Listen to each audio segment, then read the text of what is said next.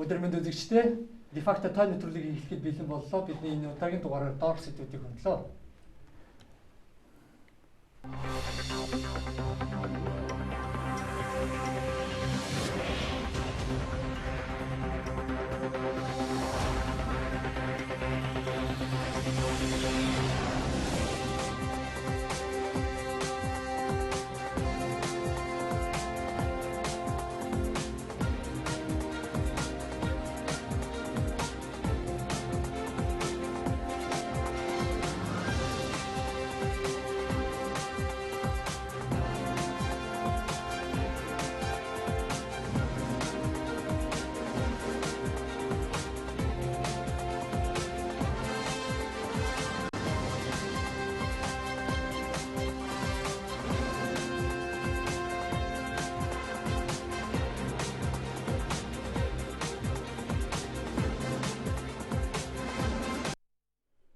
Энэ өдөр мэндийг хүргэе. За сайн байна уу? Энэ 7 хоног маань бас нэлийн сонгуулийн сурчлагаа хийсэн нэлийн үйл явдал харимттай 7 хоног болж өнгөрлөө л дээ тийм.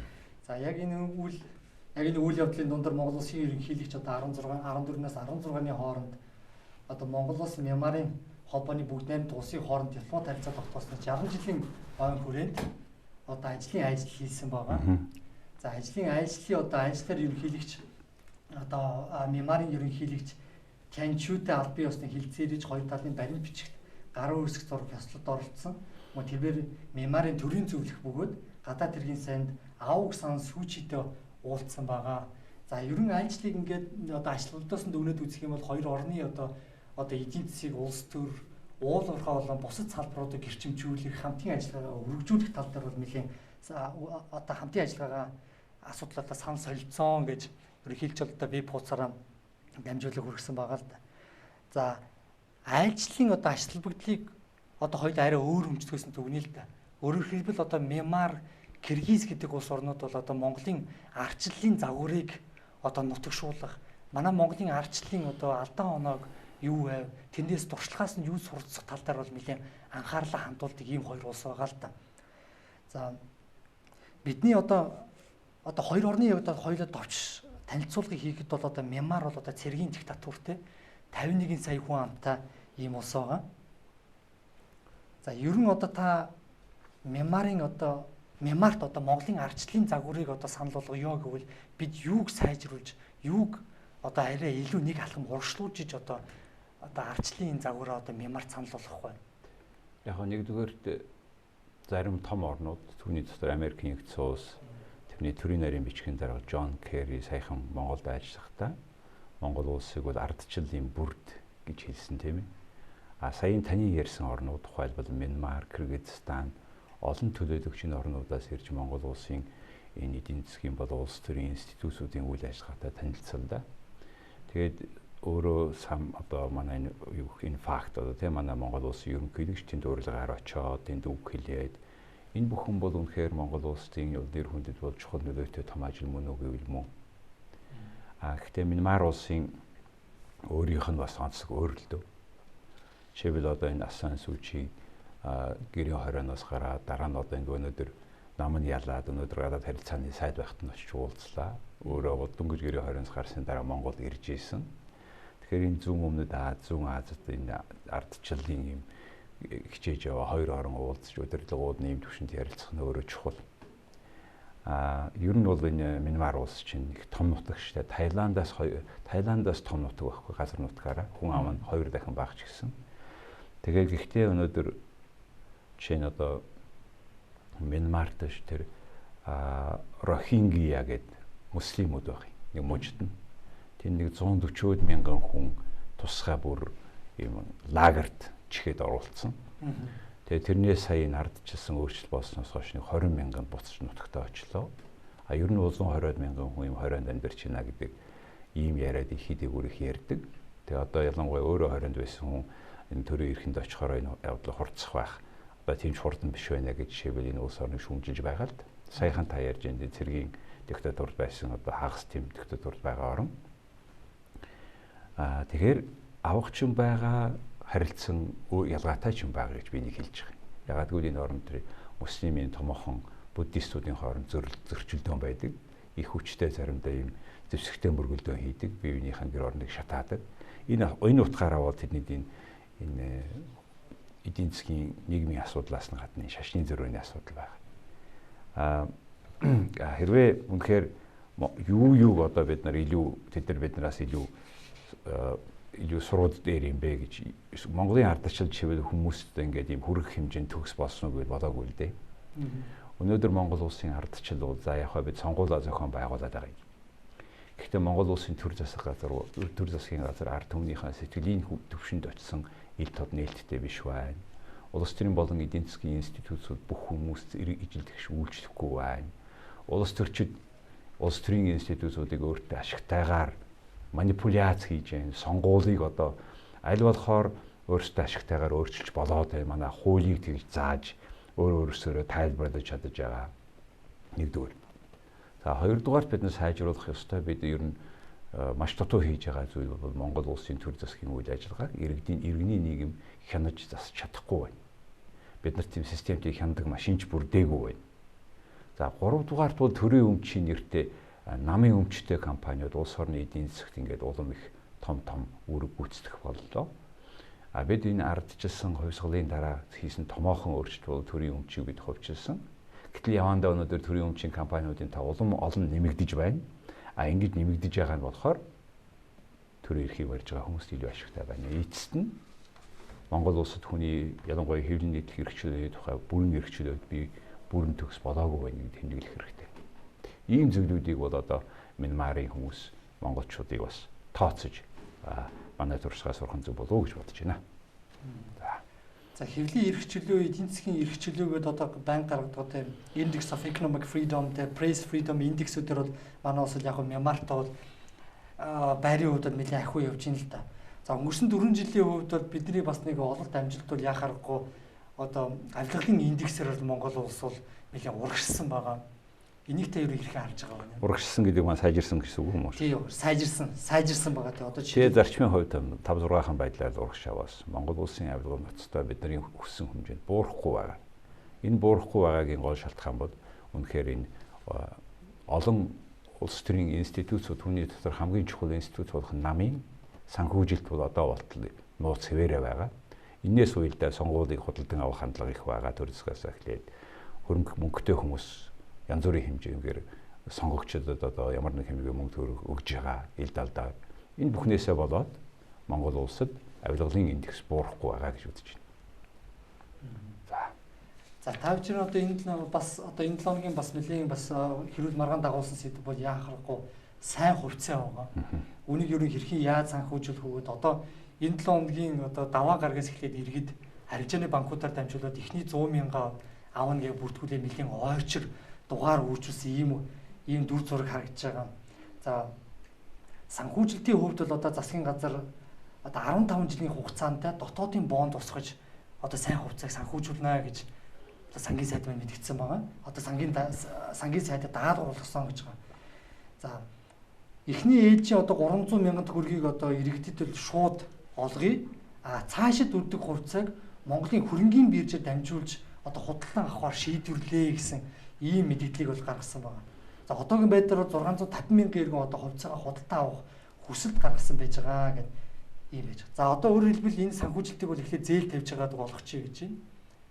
За хэрхэн яаж олох уу тал дээр эхлээд шууд олгочих. Дараа нь бол хөрөнгийн биржээр одоо дамжуулан олгоё гэсэн байр суурийг засгийн газар барьж байна л та. Та үүн дээр одоо байр суурь илэрхийлж байна. Энийг би бас нийтлэлээр илэрхийлсэн.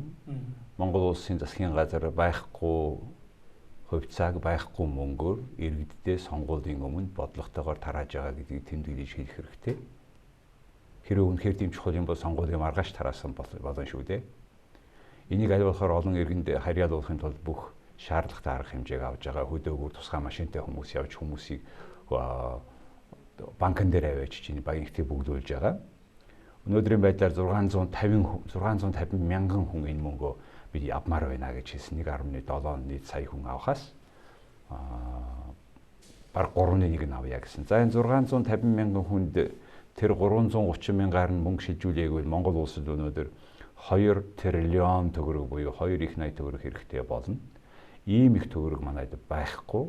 Одоо бол 400 мянгаыг засгийн газар зээл аваад өгч юу дотоодын зах зээл дээр бонд гаргана гэдэг бол дотоодын зах зээлээс зээлж ийн гэсэн үг өндөр хүүтэйгээр.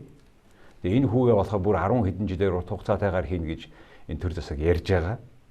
Ер нь энэ нэг тухайн аль нэг засгийн газарт дараагийн 2 3 засгийн газрыг алгасуулаад өр тавьж болдго юм уу юу гэдэг энэ дээр хууль журам гаргамаар юм байл. Ер нь том зургаараа харахад банкар дамжуулна уу, хөрөнгөний биржээр дамжуулна уу гэхээс өмнө энэ хувьцаа өөрөө агуулга нь юу юм бэ гэж. Үнэхээр бид нарт байхгүй мөнгөөр ингэж хувьцаа тараад сонгуулийн дуу хоолой худалдаж авж байгаа хамаг гол нь баг. А хэрвээ үнэхээр бидэнд мөнгө хэрэгтэй бол зарцуулах юм маш их байгаа шүү. Хүүхдийн имлэг, сургууль, цэцэрлэг хичнээн олон хүүхдүүд бидний хэрэгтэй байна. Үнэхээр мөнгө хэрэгтэй бол бид энэ зам тавьсан Монгол компаниудад цалингийн яагаад өгөхгүй байгаа. Хийсэн ажлынхын төлбөрийг яагаад хийхгүй байгаа. Мөнгө байхгүй учраас шүү. А мөнгийг зээлж яагаад одоо хувьцааг худалдаж авах нэрийдлэр ер нь энэ дампуурсан компани хувьцааг одоо яаж ингэж болж байна? Аль 2 3 сонгуулийн өмнөх өрөндөө одоо хүртэл хэвээр байгаа. Гүйцэтгэх захирал байсан хүмүүс Интерполоор хайгаад олдохгүй байгаа. Тэгээ энэ бүхэн бол өнөөдөр төр засаг өөрсдийн энэ институцийг өөрсдөө ашигтайгаар манипуляц хийж байгаа харуулж байгаа маа гэж би хувьдаа бодож байна. Ер нь төр засаг үнэхээр өөх ёстой юм зөндөө өр байгаа. Пенсний тэтгэврийн санд өртөө байгаа. Тэрийг төлөхгүй байна. Олон хүмүүсийн цалин энэ ажлын саяын төслүүдийн мөнгийг өгөхгүй байна. Гэх мэт ер нь бол энэ бидний монголчуудын юуны төрөнд төлөх ёстой ажлууд чи юу юм бэ? Гэдгийг тооцох ёстой болохоос биш юуны төрөнд зээл аваад бид нар энэ байхгүй хувьцаа худалдаж авах ёстой юм уу үгүй юм уу? Ер нь бол энийг ингээд цаашдаа хармаар юм байна. Төрийн компани гэдэг нэрээр тэгвэл энэ төрийн үнэхээр хувьцаа Эрдэнэс 5 толгойн удирдлага нь хаа байгаа юм? Энэ Эрдэнэс 5 толгойн өөрийнх нь компани өөрийнх нь хувьцааг засгийн газар юу дуртайгаа хийж болж байгаа гэдгийг бол юу харуулж байгаа төрийн өмчийг ямарваа нэгэн хөрөнгийг төр засаг харамсалтай нэг ийм маягаар л ашиглаж бид нараа тохиоргож байна гэдгийг хэлэх хэрэгтэй. Тэгээ эдийн засгийн хувьд бол бас нэлээд бас юу тэл явж байна л да. Шөмжөлтэй хандж байна. Яг макро том түвшнөр нь хараад ирвэл энэ эдийн засагт юу ямар сөрөг нөлөө үзүүлэх болов? Маш хэмжээгээр өр тавиад байгаа. Тэг яг өр тавиад сая миний ярьсан шиг үнэхээр наад захын шаардлагатай тэр имлэг, сургууль, хүүхдүүд имлэгтэй багтахгүй шүү дээ. Сая тэр вакцин олдохгүй хичнээн сандарч хичнээн бүтэн сарын дараа бид хүмүүс вакцин хийлээ. 60-70 хүүхэд өнгөрлөө энэ хооронд чинь. Тэг ямар үнэтэй юунд их л зарцуулах вэ гэдгийгээ тооцохгүй өр тавьж ягаад хувьцаа худалдаж аваад байгаа байхгүй. Тэгэхээр эдийн засгийн Монгол улсын засгийн газрын дотоод өрийг улам нэмэгдүүлж байна. Энэ юу гэсэн үг вэ? Бид ирээдүгээс мөнгө аваад хөрөнгө оруулах биш идэж эхэлж. Ингэж болох уу?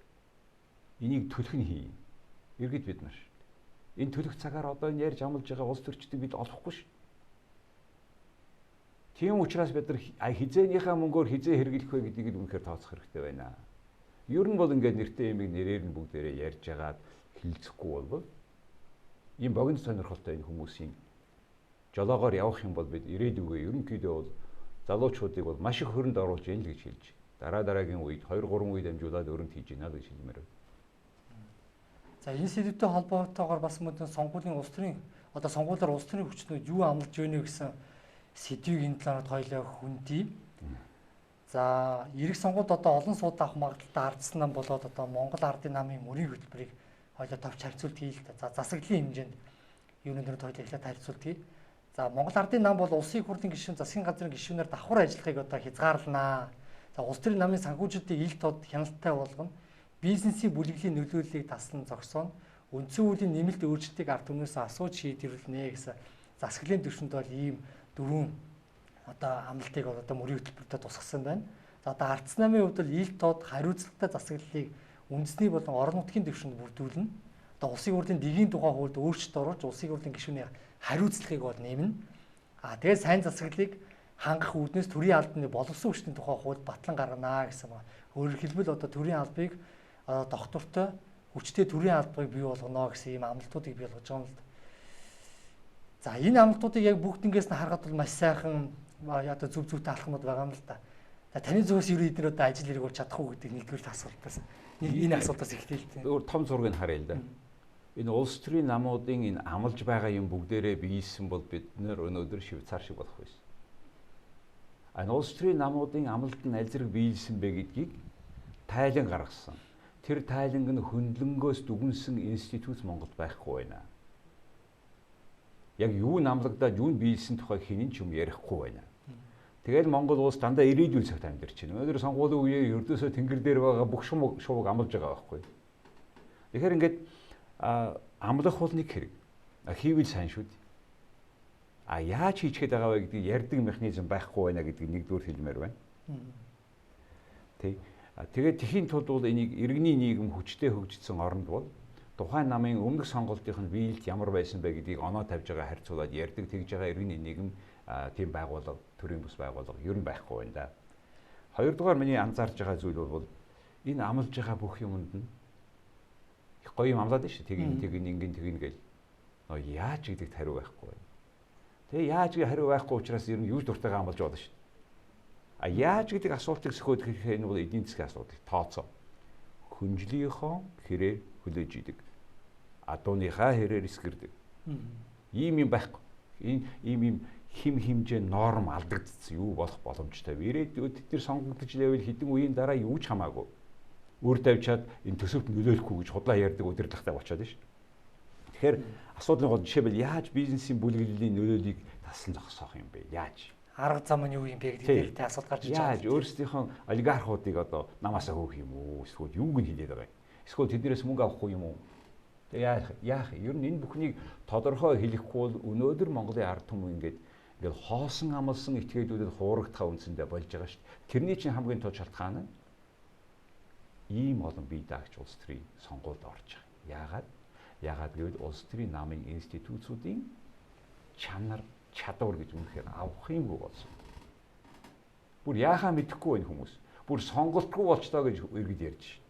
Тийм учраас яаж гэдгийг хариулахын тулд энэ дээр тодорхой мэдлэгтэй тооцоотой энэ бол мэрэгжлийн төвшөнд хийсэн тийм тооцоонууд байх хэрэгтэй. Харамсалтай энэ улс төрийн намууд тийм юм байхгүй байна. Гуравдугаарт миний бодлоо та түрүү ярьж шít. Төрийн албаны боловсон хүчийг одоо ингээд сайжруулнаа, хууль гаргана л гэж байна тийм. Хуулиа гаргаж явахгүй юу хийж ийсэн үдийн хүртэл байгаа шít. Төрийн албаны хууль гэж байгаа. Тэрийг өөрчлөн гэсэн өөрчлөхгүй байсаар байгаа үдий хүргэсэн. Яагаад гэвэл төрийн албаны хуулийг өөрсдөө хэрэгтэйгээр зохицуулах амархан байгаа. Одоо ингээд эвсчийн засгийн газар байгуулаад хинтэйгээ яаж наймаалцахаас хамаарал нөгөө төрийн яамдын бүтцчүүр болчихно. Одоо ихаад хэдэн янзын айгуу 30-40 яам байгуулахаас тутахгүй шүү, буухгүй шүү. Тэгээ тэгж байгаа газар яаж төрийн боловсон хүчнийгээ бид ингээд бэлдэх юм бэ? Мөн түүнээс чинь гадна жишээлбэл төрийн албаны өөрийнх нь соёл гэж байна, ёс зүй гэж байна. Тэр төрийн албанд ажиллаж байгаа хүмүүс урт хугацаагаар ажиллах урамшуулалтай байх ёстой. Япон, Канада гэдэг оронд зөндөө нааштай авах туршлагууд байгаа. Төрийн албанд удаан ажиллах тусмаа нөгөө хүмүүс улам ихтгэл төгстэй болдог. Тэгээ нөгөө хүн тэтгэврт гарахтаа тодорхой хэмжээний баталгаатай байдаг учраас тэр хүн авилгал авдаггүй. Ийм маягаар бид төрийн албыг зохицуулж янз бүр яа гэж хэлээд байхад хийгдэхгүй байгаа. Тэгээ сонгууль дээр ахаад нэг сайхан тэнгэр дээр байгаа бүх шууг амлаа сууж. За доктортой мэрэгжлийн одоо төрийн алба гэдэг бол одоо төрийн ой сонирмтны асуудалтай яг таны нэн дээр нэмэт хэлэхэд за төрийн алба бол доктортой байх юм бол одоо үр хэлбэл одоо төрийн одоо бодлогын залгамж халаач одоо энэгүүрээ дамжиж явагдаж идэг. Бос орны туршуудаас харахад бол тийм ээ лээ. Ер нь томоохон сонгуул болсны дараа зөвхөн сайд нь өөр болдог болохоос тэгээ төрийн нарийн бичгийн дарга гэдэг хүн бол ердөөс өөр болох ёсгүй хүн шүү дээ. Тэгэхээр доотлих нь бүх хүмүүс өөр болохоос гадна яамных нь бүтцийг өөр болгоод бид нараа ингээд тохуурхаад байгаа юм л да. Тэгээ энийг тэд нар бидний ирэх байгаа юм чи яад ингэ бүр тохуурхан наймаалтсан энийг өөрчилж байгаа явдал бол Монголын нийт иргэдийн эсрэг хийж байгаа хэрэг гэж би бодож байна.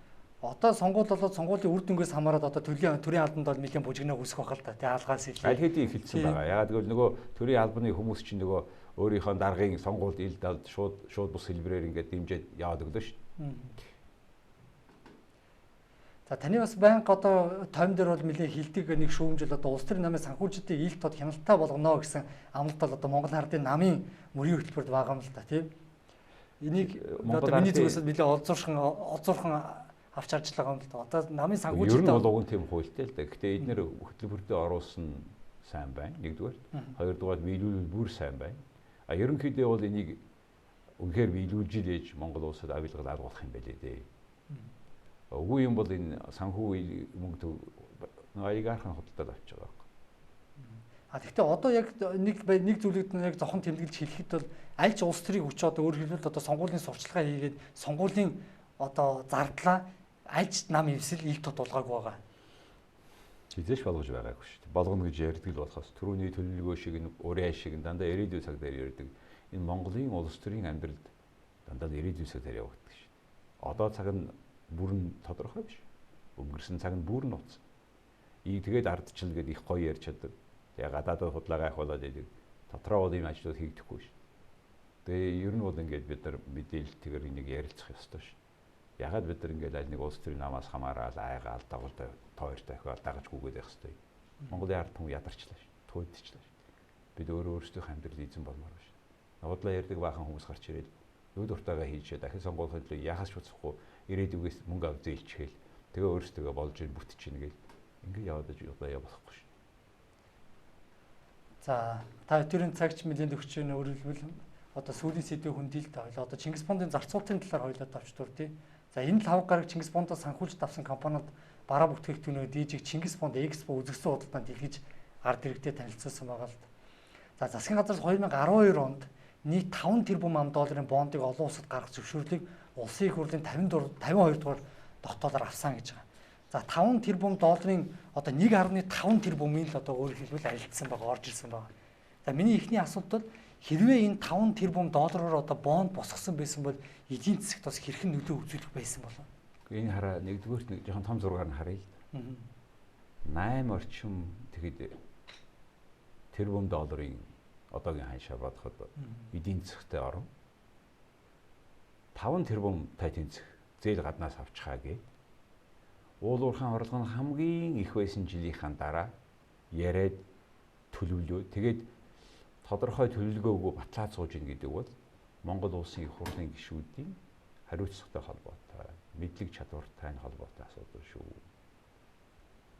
Бид бол ингэж асууна.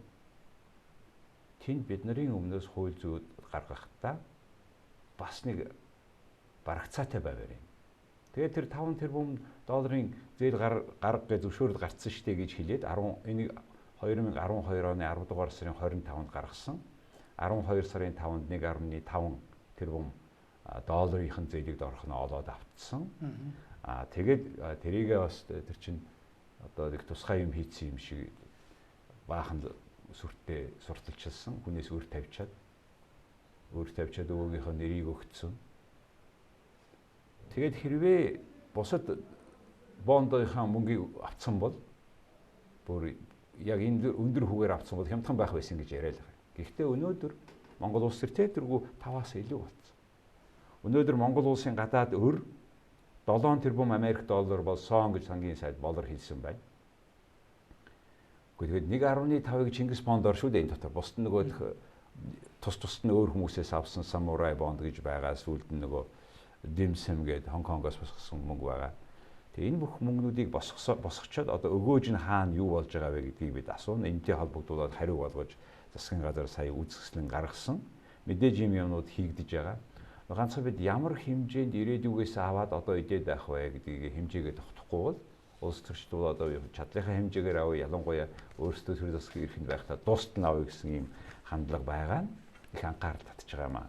Тэгээд ч одоо бид энэ яг ирээдүгээс авж байгаа энэ мөнгөөр бид дахиад хөрөнгө оруулалт хийхдээ аль зэрэг өгөөжтэй юмд хийж байна вэ? За зам харгуй ойлгож байна тийм ээ. Гэхдээ тэр ямар үнээр ямар хэмжээний зам барьсан бэ? Замын тэр Монгол компаниуд нь одоо хүртэл мөнгө аваагүй байна. Энэ олон их замыг чинь маш олон бид нар урд хөршийн хоон ажиллах хүчээр барьсан байна. Тэр чинь бол тэрийг хөрсөөр гараа явчихна гэсэн үг шүү дээ бас.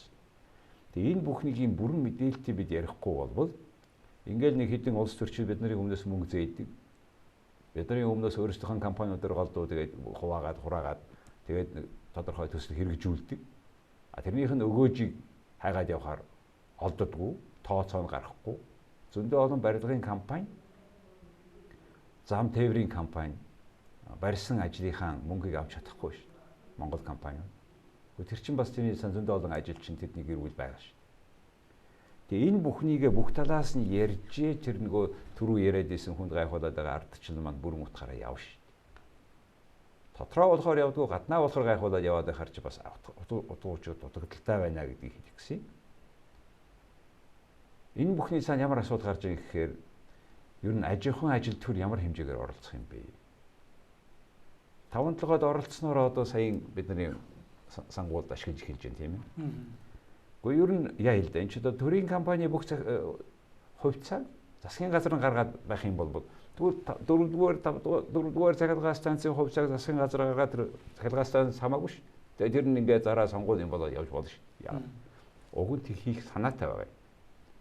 Энэ байгалийн баялагын тэргээ тойруулж болохгүй байгаа учраас тэгээд манай төрийн бүх компаниуд алдагдaltaй учраас түүний дотор 5-7 маш их алдагдaltaй учраас ингээд төр засаг ингээд ер нь бол төрийн Монгол шиг ийм муу менежменттэй арын хаалгатай энэ төр дотор төрийн төртэй холбоотой энэ өвчтэй компаниуд аль болохоор бага байна.